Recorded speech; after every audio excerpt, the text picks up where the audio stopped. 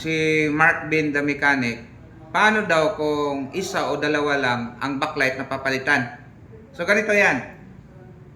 Pwede naman yon. Basta sarili mo lang yung gamit. Tapos i-adjust mo lang yung current ng backlight para mag-reduce siya at tumagal. Pero dapat talaga, kung napundi, kunyari ito, napundi yung isa lang yung papalitan mo. Yung ibang buhay, hindi mo papalitan. Pag pinalitan mo, gagana yan. Pero hindi natin masasabi kung hanggang kailan itatagal. Baka bukas, mapundi na naman yung katabi. Or sa sunod linggo, mapundi na naman yung iba. Kasi nga, ganito yan. Sabay-sabay kasi yan, sinisindihan. Parang katulad lang ng kandila.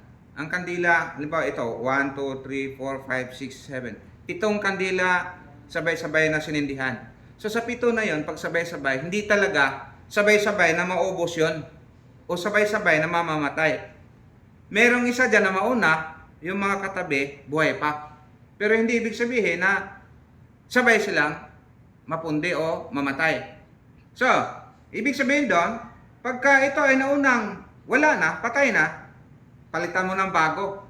Kasi isa nga lang papalitan. So, ang haba pa ng buhay ng isa, pero yung mga katabi niya, malapit na yon.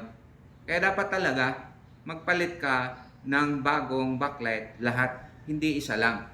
So, for ano lang siguro, pang samantala, or sabihin natin walang budget yung may-ari, magpapalit ka lang ng kung ano yung punde, pero hindi talaga pwedeng asahan na tumagal yon. Mas mabuti magpalit ka na lang. Okay? So, sana nasagot yung tanong niyo, sir.